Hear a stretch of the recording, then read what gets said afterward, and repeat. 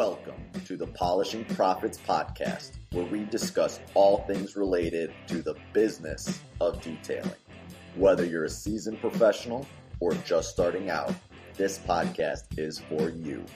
In each episode, we'll cover topics ranging from business management to marketing solutions. Here to help you grow your detailing business, your hosts, Nick and Dustin. Whoop, whoop. We back, boys. Oh, it's another week, Dustin. It's another week. It's been a long one. I'll be honest. Yeah, it has. It has for us too. Been busy, but that makes for an interesting week for sure. You gotta love it. That's what the fall is here. We have our first day of 50 degrees over here. Dude, we were just laying out we have a big event, Oktoberfest tomorrow, and we were just laying out the parking lot for that, and I was like pouring sweat. I don't know if you can see it in my hat, maybe a little bit there. Fall has not made it here. Let me ask you this. Everybody always has like an Oktoberfest, right? There's got to be some other names. I feel like we're just, I hear Oktoberfest. I don't even know what it means anymore. It's the Fest of October. Yeah. Yeah, I'm sure there is. We've done ours for, 7 or 8 years, so I think we're going to stick with it. You sound excited about it. You sound catchy. No, we are. It's a big event. We have. What else is a big event? What? A grand opening.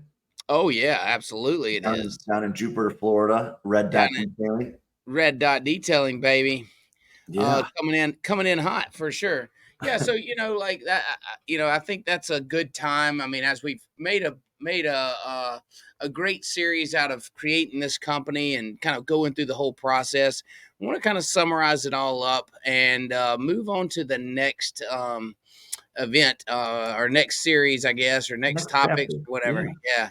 But so in order to do that, I think we'll just kind of talk back a little bit, take a trip down memory lane. What you think? And talk about some of the things that we did along the way and how we celebrate this ribbon cutting. Do you have the big scissors over there?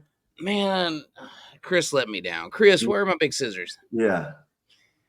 He let me down. All right. So where do we start? How do we start this everything? All right. So first thing we did. Now, just remember, guys, we did this thing because we wanted to go through the whole process of opening a shop, start to finish. And we did it by each one of us doing work off to the side, not knowing what the other one was doing, and then coming back in and letting kind of the viewers decide which direction we were going with. It's kind of cool, kind of catchy, neat, different, whatever. First thing we did was pick a location. When we're talking about a new shop, we wanted to, you think back, like if you had an opportunity to just go start your shop over with, picking a location is pretty important. There's some things that you're going to want to look into. So some of the things that we looked at was average income, population, competition. What other? I think the first thing we both did was, hey, where is this higher income area? Absolutely. And why do you think we did that? I can tell my 2 cents, but I'll let you go first. I know that was the first thing I did. I'm guessing it was yours too. It was because, as you gain experience and you've been detailing a while, you kind of climb the ladder of the customer ladder. And usually as you get to the top of that ladder, their income is up there because they're willing to pay for the quality. Yeah. People that are living paycheck to paycheck, they're not going to they may not spend that extra money, not to the level of what we're going to need to start a new shop. So we're going to chase after that, the disposable income, the extra income where people have it to spend even in different markets. So, or different economies rather. Average income is important to us. We want to chase that higher income bracket. We want to chase those higher end cars, possibly boats. And so that's why I, considered average income being. The one thing I think is important for everyone to hear is it's more expensive to run a detail shop today than it was 10 years ago. Absolutely. So when you go and look at these higher income areas, you're trying to build in this profit margin, you know what I mean? So that you can survive the ups and the downs. Where before, you're able to do things at a little lower cost and still have that margin there from employees to marketing to all these different factors that come into a business. They're all more expensive now. You said it right there, a business. This is a business, and we're going into this with a business, mind, and this isn't a hobby. And I think once you kind of grow past that, I'm doing this on the side, Mhm. This is a hobby I do for fun. Now it's a business. Well, you have true business expense. And so then you have to go chase those higher ticket items and things like that. Or you go straight volume. And and there's fine. I think that there's great business models for both. But in Yeah. this instance, I think we were both kind of looking at a different realm there. Yeah, yeah, no, I like it. So I think what we had Carmel, Indiana, we had Jupiter, Florida. The people Mhm. spoke; they didn't want to be in the middle of the U.S. It's fair, I get it. They wanted to be the beach and the Back in sunshine. there. Shout out to Tiger Woods. Yeah, Yeah, Jupiter. Yeah, I mean, Jupiter, Florida. Man, you can't compete with Jupiter, Florida. no, but yeah, I do think if someone really wanted to go and get down to Jupiter, Florida, it comes with more expenses. So again, keeping that in mind, whether you're charging X amount of dollars there, be able to charge the same amount in Carmel, Indiana, based on the demographics, but you've got a ton more overhead in Yep. Jupiter, Florida, just to keep it in mind. But the No, people, absolutely. yeah, and we were happy to go with what they wanted. Yeah, another thing we looked at was competition in the area. Not that that Mhm. steers us away from anything. I mean, competition says that people are willing to pay for details. So Yeah, just picking a spot that has no detailer is probably not the best move, because if there's no detailer, that means that there may not be the market for detail. And so, Walgreens don't go look for a field somewhere by themselves. They look for the CVS and the this Rite Aid in and the the right area, yeah. Oh, oh, maybe not. Maybe they just look for the Walgreens or So CVS. I don't know. after we had that Jupiter, Florida, we were good with that. You know what? I don't mind the sunshine. I was pretty excited about it myself. Then we had to go find the actual physical shop Yep. address and location. I Yep. used LoopNet to, Dustin, you had I'll say creative approach to it. Um, that definitely got just that lost all the way through. But Oh, I'll let you go ahead and talk about that first. I didn't want to flex second time out of the gate. I was gonna let Yeah, yeah. sandbag a little bit, just make you feel like you're in this thing. No, I went with a different approach. I said, let's save our money. Let's go low overhead. Let's grab a storage unit and let's run mobile units and chase the bigger boat detailing, the convenience detailing of mobile detailing down there. So we're gonna go to a house that's got maybe 6 or 8 cars, their show cars, their collection, whatever, and we're going to chase that customer rather than the shop and immediately have all this overhead. Yeah. Again, the people spoke. I think they made a bad call here, and Okay. went your way. It's rare that Well, I'm wrong. for me, it sounds like it's a little different because it's like you want to be in Jupiter, Florida, but then you don't want to go for the overhead. You know what I mean? If you're gonna go all in, you got to go all in, Dustin. Well, You know? listen, I was just trying to make sure that we found ourselves on somebody's boat at some point drinking a margarita. And I Yeah. felt like I was closer that way than I was in the shop waiting on somebody to come to our shop.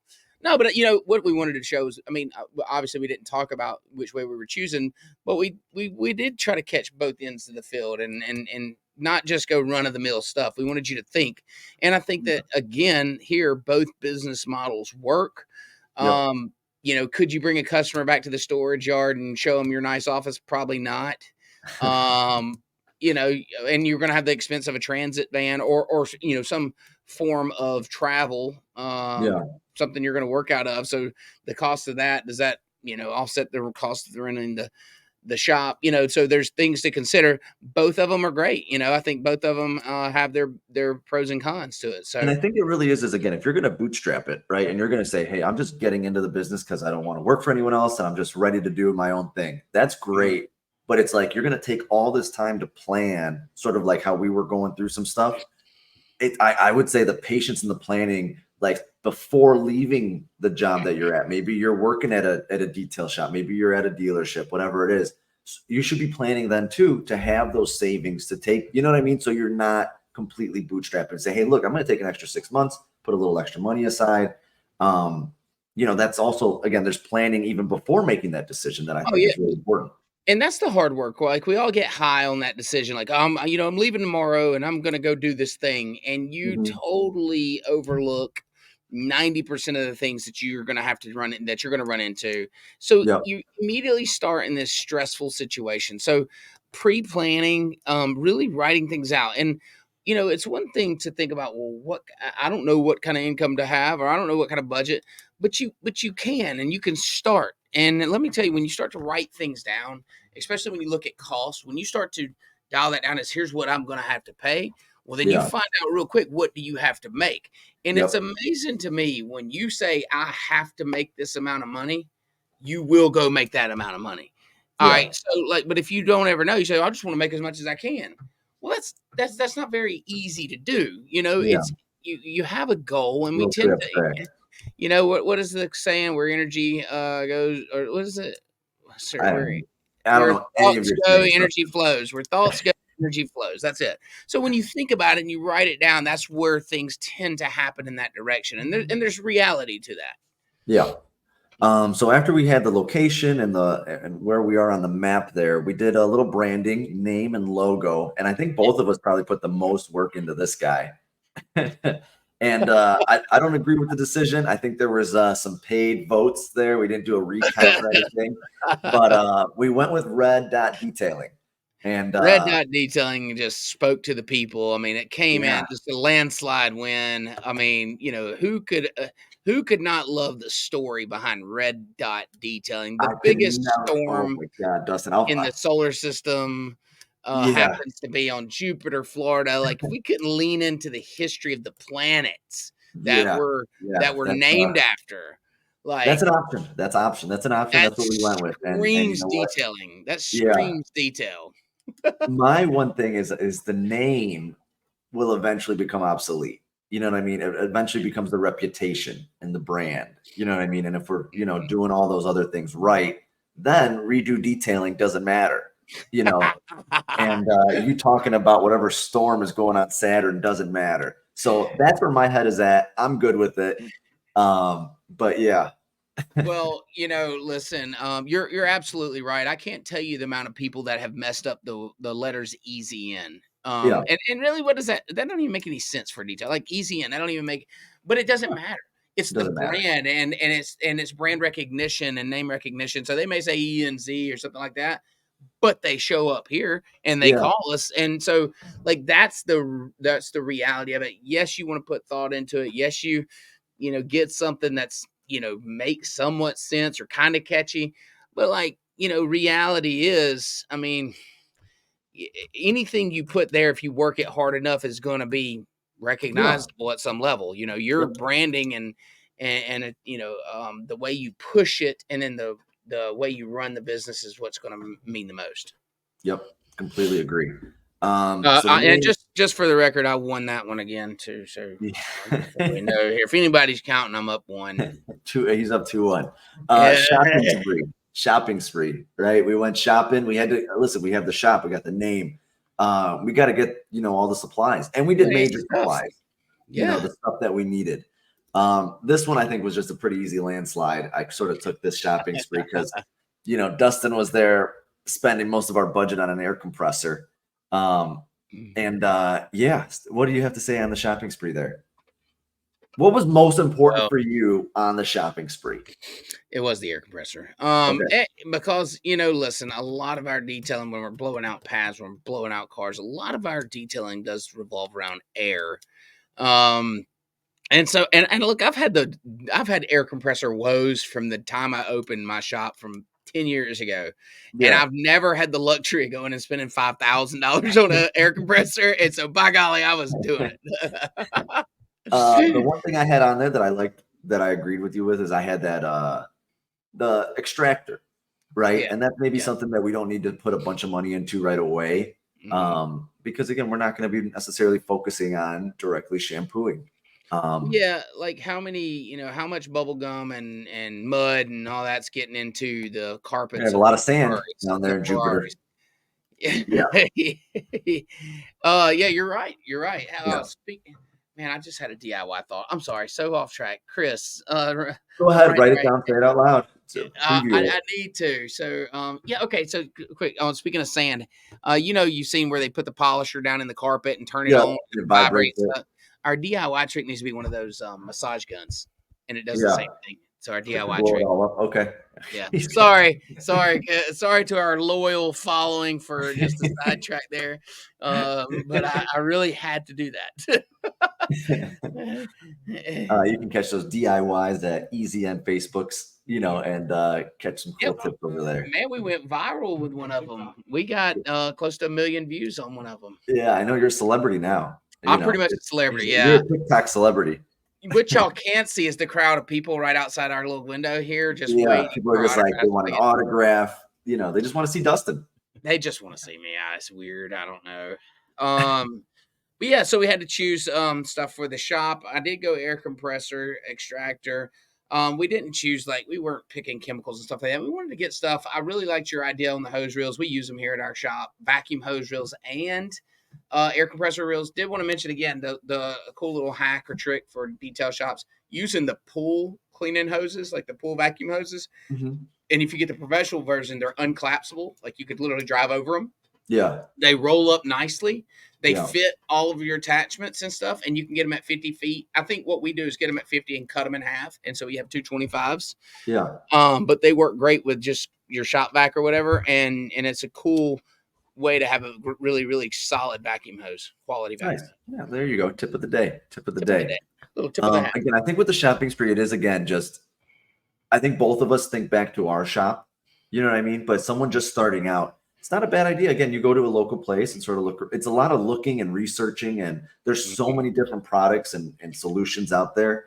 And it takes time. I would say that one, if you were starting a shop, probably takes the most time to sort of get that list together so you can budget for it. Well, that's exactly what I was going to say, is creating a budget. Look at that. But you're going to make it your idea. Actually, I have it wrote down right here, creating a budget. You already had it written down. But creating a budget is important. Don't be the guy that just say, "Oh, well, I'll get things as I need it." Yeah. You always have like that thing that you need. But if you create a budget and then you buy things with purpose, then you tend to have a much more conservative approach when it comes to spending the money. But if it's like, I'll just get it when I need it, you're always spending any little extra cash on these things that you need. And they may be one-offers, or there may be things that you can, do where you don't, you don't actually need that new tool. Yeah. And again, there's always new things coming out. It's always just, it is worth looking into stuff, but know what works and stick with that is always, the tried and true method there. Absolutely. So once we get that shop stocked up, it was time to hire each other. And we had a little fun with that. So we did. Dustin came in as that ideal, perfect candidate. He came in super serious, answered everything perfectly. And that's not what comes in, Dustin. But let's go ahead and talk about Dustin's interview. How did that go for you? Oh, it went great. And that's really the kind of interview that we all dream of. We want someone to come in and that's going to take charge, that's going to take some ownership, express their desire to kind of find their forever home. And that's what we want out of people. Is it reality? 99.9 times out of 100, no. There's a very small percentage that work out like that. We've been lucky here at EZN and other companies to really bring people in that care and want to be here for long periods of time. Yeah. And so does it happen? Yes. Is it rare? Yes. Most of the interviews that you do now, especially nowadays, is, it's your typical, was it millennial that you deal with? And you really got to try to pull out what you're wanting and see if you can make it find a way to be relatable with them. My thing with hiring is, again, you're going to want to create your roles in your business, right? That allows you to bring in people without experience, right? Yeah. So, hey, when you bring in that first employee, they're probably not going to be jumping in side by side with you doing the ceramic coating, but they're going to help take stuff off of your plate. So now instead of doing one ceramic coating, you can do 3 because they're able to do some of the prep. You see what I'm saying? So I think making sure that there's a really well thought out way of what is that company personnel infrastructure of when I bring in 1 person, 2 person, right? It gives them an opportunity to show their true colors for the good or for the bad without jeopardizing the business. And then having those positions above that to being like, hey, you're doing an amazing job. Let's get you going. I don't need you doing prep anymore. Let's get you working on some ceramics or polishing or mobile or, you know what I mean, doing some customer service stuff as well, as where they fit. You know what I mean? It's Yeah. almost like you don't know where that puzzle piece fits, but that job opening you create is just like a big circle. So any piece can fit in there. Yeah, And that's spot on. then you Yep. can mold them. Yeah, Yeah. that's spot on. And that's exactly what you do. And you may end up shifting people around and figuring out where exactly their home is. But Mhm. you bring them in based on energy and attitude and all that and say, Yep. okay, I'm going to teach you what we need here. I just need you to show up and want to work every day and have some drive and some, Yeah. wherewithal. I was in a meeting the other day with a company that we're doing business with, and they brought up the working genius. Apparently, it's like this thing that you bring in, or you maybe read about it, whatever. Working genius, and Okay. it's got an acronym called widget. And basically, with working geniuses, is you figure out what when you're looking at each employee and which one they fit in, and then you have certain roles work together through things. It was really cool. I think it's worthy of anybody listening to look into it. It's called Working Genius, and you can Google it. And there's probably a book that explains it. The acronym is WIDGET, and it's wonder and invention, um, discern, galvanizer, implementation, and tenacity.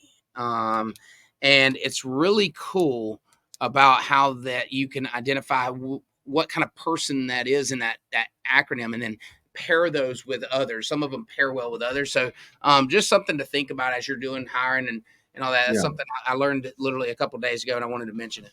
Yeah, very cool. And I think it all comes down to how easy is it for you to implement, right? So Yes, how big much time. time do you have to to put again, you've got a lot of different responsibilities for that HR and that hiring and firing and interviewing and training, and you know what I mean? That's 4 or 5 things. That's multiple hours a day.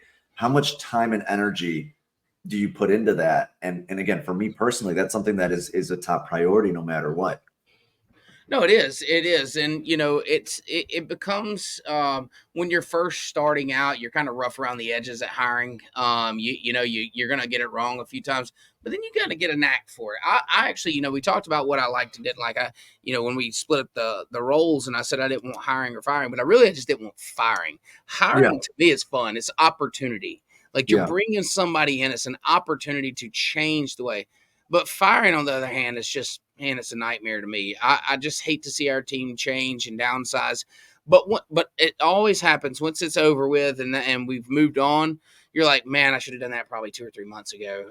So just a heads up, and it's never gets easier. For me, for instance, it never gets easier. Yeah. But it is a reality, and quick to hire, quick to fire mentality is probably a good one to have when you're building and coming up.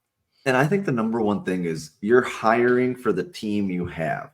So if whoever you're bringing in, right, you're not necessarily firing them because they're a bad worker, a bad person. You know what I mean? Right. It's more about the team you already have, and you're trying to give them more support, right? Yep. So if that person you bring isn't giving them the support that the rest of the team needs, or is creating for whatever reason isn't working out, then that's the main reason that we usually let someone go, is because look, it just isn't the right fit. That doesn't mean Absolutely.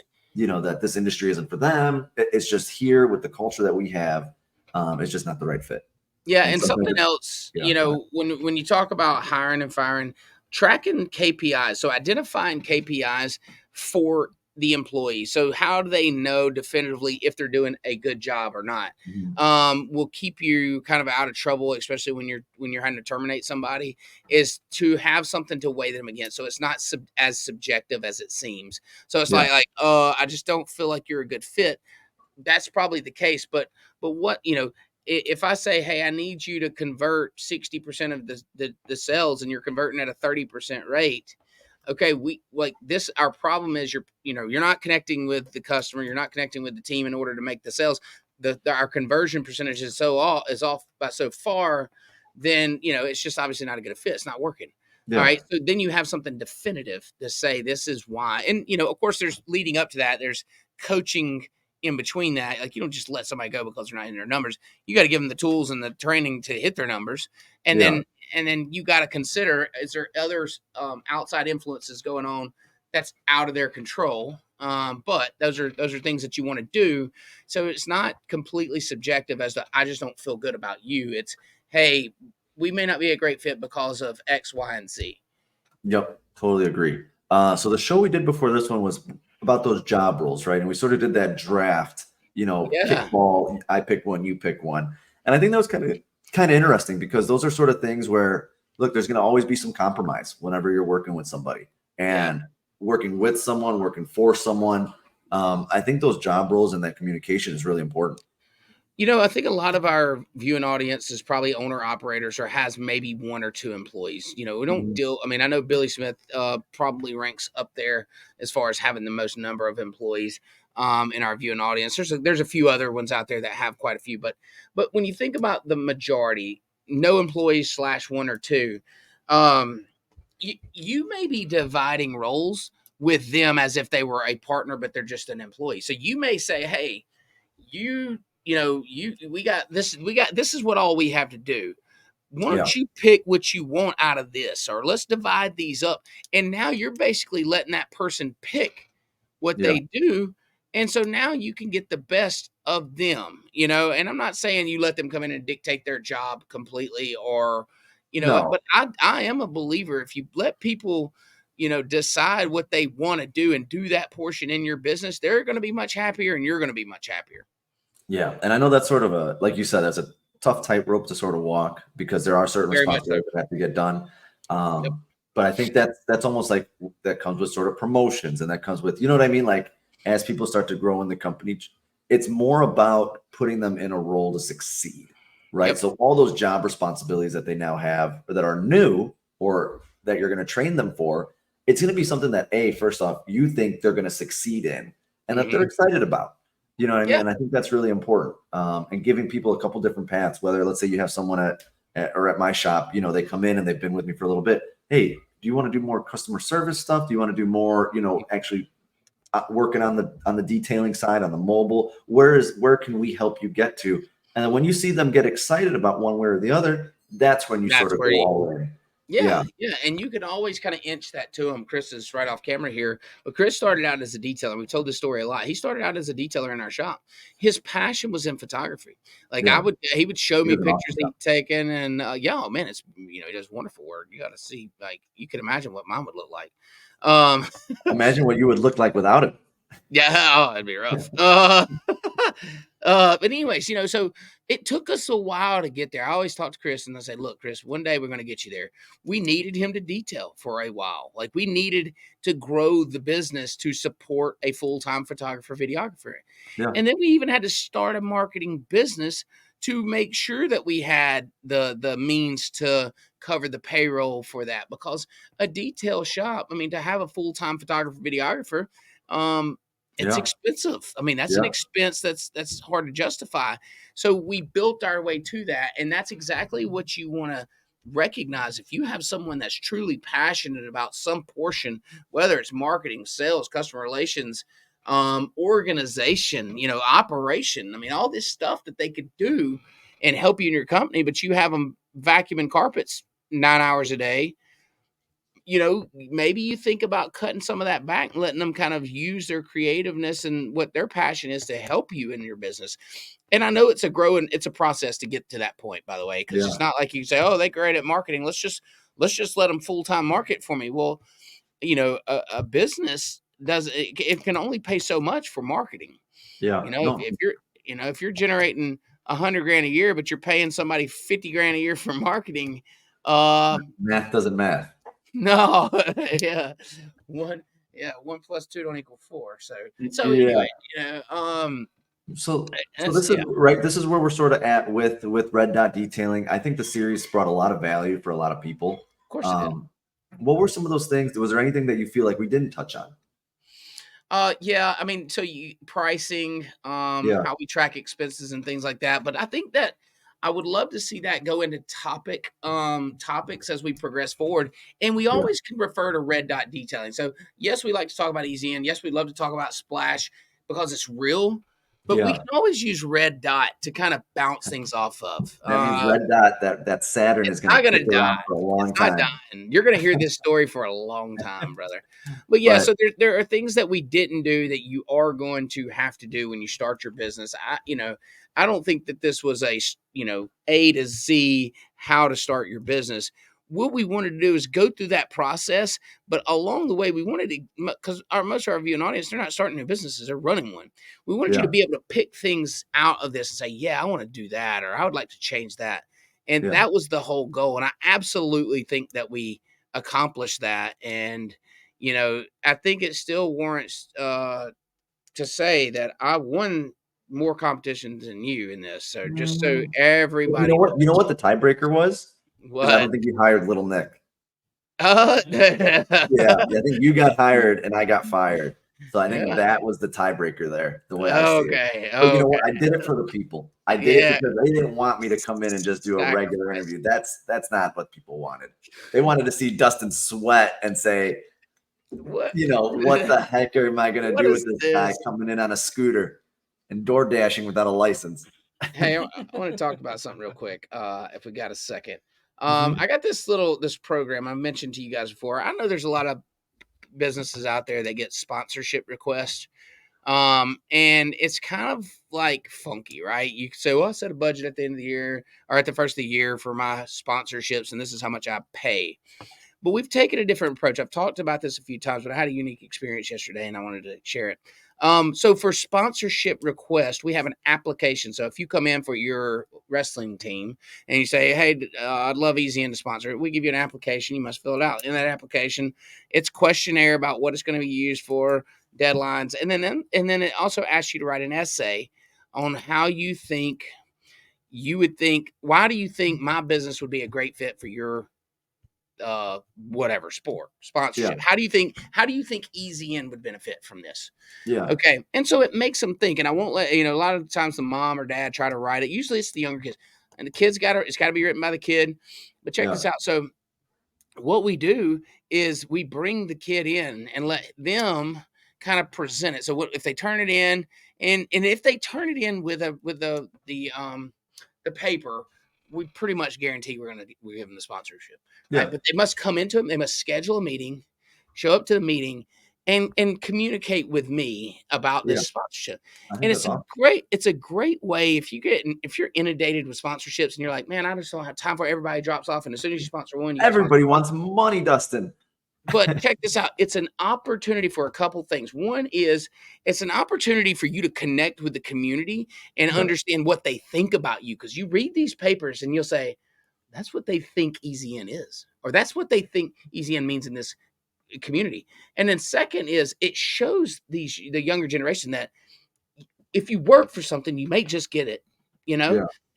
It's no different going to the bank. I talked to Chelsea about it the other day. She said, "Well, blah blah blah," and I said, "No, it's like the bank." I said, "You don't go to." She said, "Well, they got to come in and fill it, and then they got to come back in for a meeting." I'm like, "Absolutely, they do." I said, "What do you think that happens at the bank if I need to go borrow money?" Well, I got to Yeah. fill out papers, and I got to go down there and talk to them, and I got to prove this and do that. They don't just give it to you. Yeah. I like that a lot. Honestly, I'm probably going to start doing that. That's, if I'm taking anything from this series, it's that right there. Because think of it. So many people come in, they just drop stuff off, and it's a Oh, one-way it's street. easy. Oh, it's just Yeah. throw it down, and Oh, then there you now go. that's your problem. Now that's your Yeah. problem. And if you Now I don't got, do it, you feel guilty. yeah. But yeah, Yeah, go the ahead. community side of it, I think is really interesting. You're going to get that point of view. Yeah, and I think again, if whenever the kid comes in, and the mom does the talking, you want to hear from the kid. You know what I mean? Like, what is this for, and why do you care? Yeah, and look, they get squirmy and uncomfortable a little bit, and you're not. It's Mhm. not a position from here to here. You want to get level playing field with them. I related to so just yesterday it was a wrestling, and we've been doing this a long time. But it was a kid. He's 13 years old, and he's in wrestling. And so he Yeah, sits down. I said, first of all, I said, tell me a little bit about your wrestling, and it's not like you're just trying to get him to talk. conversation. Yeah, Yeah, and so I told him, "Well, I wrestled when I was in high school," and he's like, "You did?" And then we started talking about that, and now he immediately his guards let down, and he's yeah, comfortable. And we talk a little bit about his paper and what he thought, and it was so funny. He said, one of the questions that they both says, "What are you going to use the money for?" And it says because we're starving, we need to feed ourselves. It will help us feed ourselves better because we're starving to make weight. Yeah. Hey, kids gotta eat. Kids gotta eat. I said, okay, yeah, They're you're children. right. You're right. So not to get too far off track there, but that's a thing that's relative. I think, in this thing, providing value to these, to our listening audience, that's something that I know that probably a lot of us in the small towns where you have a business struggle with is people just bringing those sponsorship requests in just left and right. And it's Yeah. always seems to be at the same time when they all come in waves. And it is a thing where, again, you got to sort of think of it both sides. You know what I mean? If it's a good customer, you're just going to give them a gift card, silent auction, whatever it is. Oh, But if it's something where it has a good reach and you can be part of the community, you know what I mean? You just sort of pick and choose. Sometimes it's a little at random because there's just so many. yeah, somebody was it you that does the percentage off? So it's or was it Billy Smith? Somebody told me, maybe Mike Collins, that might if they give something away, it's a percentage off. Yeah. So I swear I thought it was you. Anyways, but I thought that was creative. Yeah, like so if there's like a local drawing or something, somebody's doing a fundraiser, we're not making them write a paper. We're just going to give them a gift card to the store, Yeah. or something Yeah. for their like you said, silent auction. Absolutely. But if it's a sponsorship for a team, and especially like if it's a true sponsorship, well, they had to go through the application process. Yeah. Yeah. No, absolutely. I think that's really cool.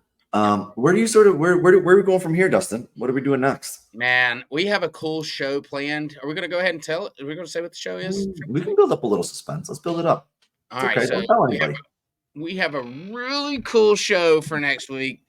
It's going to be awesome. It's super, super relative to what's going on right now. You interact with it on a daily basis, whether you know it or not. If you talk to me, chances are you interact with it more than you think you know. Yeah. And so I'll leave it at that. But it's a really, really good show. I like how we're going to kind of shift into this topic discussion type thing. We may bring on some guests in the very near future. And yeah, if we get hung up on a topic, we'll make a series out of it or something. But we're gonna spice it up a little bit. Always have that fun and flavor to it. I'm gonna argue with you, and I'll always be right. Yeah. Keep that same. I know how that goes. Keep that trend going. Super fun series. Excited for the weekend. You know what I mean? Yep. We're gonna keep rock and rolling. And you know what? Depending on where you are in the country, you got fall and then you got winter. So it's go time right now. Yeah. Make it now. Get your marketing and ads running right now. It's more important now than ever. Economy may be shifting a little bit, whatever. I'm not going to preach on that too much, but we definitely are heading into what is our slow season for detailing. There's no reason to hide behind that. It is what it is. It's seasonal business. Yeah. Prepare your marketing, your customer communication, your customer follow-up right now while it's somewhat busy. Because as it starts to fall, that's not the time to implement. That's the time to reap the reward. So make sure you're doing it now. And if you haven't done it, let's get on top of it. Now's the time. Awesome. We'll see you next week. Great show. Appreciate you as always, Nick. Enjoyed it, and looking forward to next week. See you. We'll see you later, guys. All right.